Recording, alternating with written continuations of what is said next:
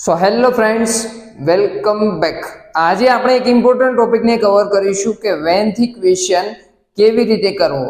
કોઈ પણ ટેન્સની અંદર વેન થી ક્વેશ્ચન કેવી રીતે કરવો આ વિડીયોની અંદર આપણે ક્લિયર કરીશું. જે વારંવાર ઉપયોગ થાય છે કે એક્ઝામ્પલ તરીકે લઈએ તો તમે ક્યારે ઓફિસ જાઓ છો, તમે ક્યારે ક્રિકેટ રમો છો, તમે ક્યારે નાસ્તો કરો છો.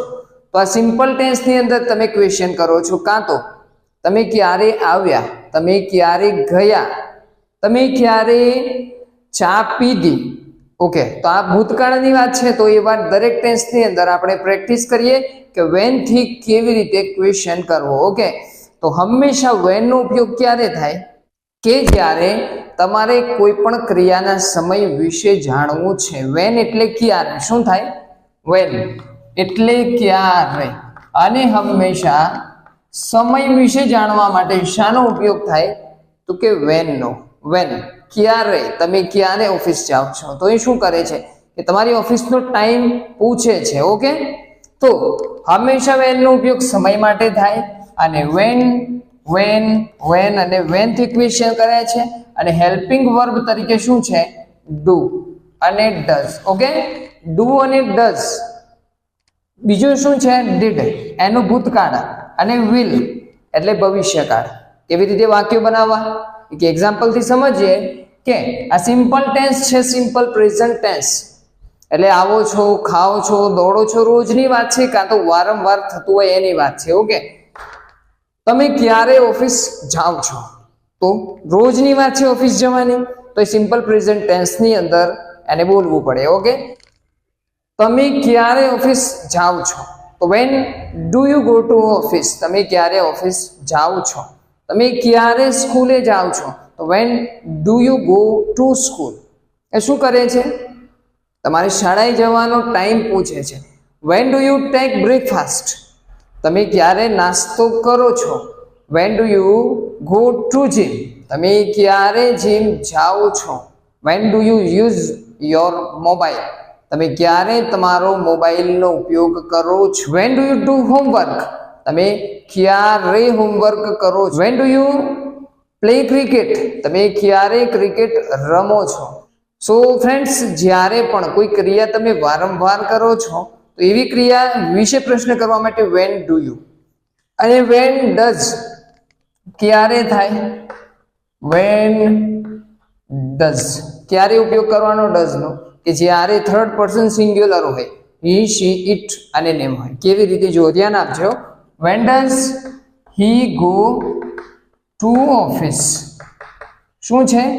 હી એટલે તે, તો તમે ની જગ્યાએ શું આવે? તે ક્યારે ઓફિસ જાય છે. શું છે? તે ક્યારે ઓફિસ જાય છે. અહીંયા ધ્યાન આપજો કે યુ છે અને હી છે.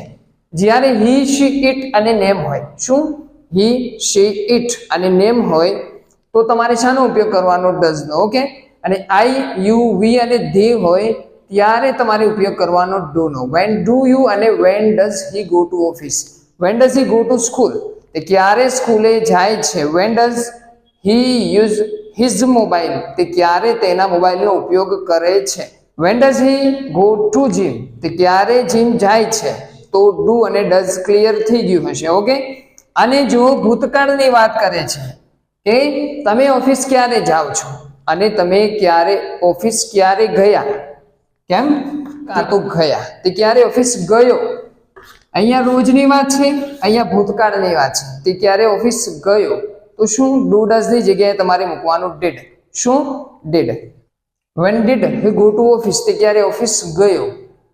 When did you drink milk, તમે ક્યારે દૂધ પીધું. When did he go to gym, તે ક્યારે જીમ ગયો.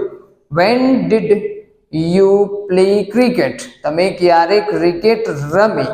તો ડીડ એટલે કે ડુ ડઝ નું ભૂતકાળ છે કે અહીંયા જાઓ છો અને અહીંયા શું મિનિંગ નીકળે છે કે ગયો. ઓકે, અને થર્ડ ની અંદર ધ્યાન આપો કે વેન વિલ. આઈડિયા આવી ગયો હશે કે વિલ અને શેલ એ હંમેશા સિમ્પલ ફ્યુચર ટેન્સ ની અંદર આપણે ઉપયોગ કરીએ. ઇન શોર્ટ કે ફ્યુચર ની અંદર ઉપયોગ કરીએ. જેમ કે જશે, પીશે, ખાશે, દોડશે, હોમવર્ક કરશે. તો આ શે વાળા જેટલા પણ છે ક્રિયાઓ દરેક ભવિષ્યની અંદર આવે. જેમ કે તે ક્યારે ઓફિસ જશે. શું છે? તે ક્યારે ઓફિસ જશે. ધ્યાન આપજો. જાવ છો, ગયો, જશે. શું છે?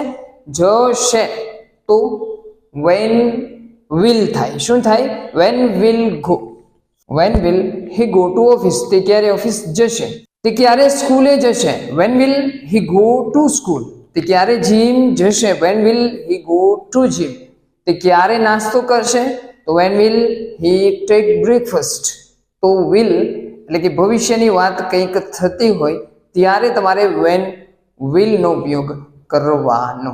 જો વિડીયો ગમે છે તો મિત્રો સુધી શેર કરો અને ચેનલને સબસ્ક્રાઇબ કરો કે જેથી આવનારા વિડીયો તમને મળી રહે અને તમારું ઇંગ્લિશ બેટર બને.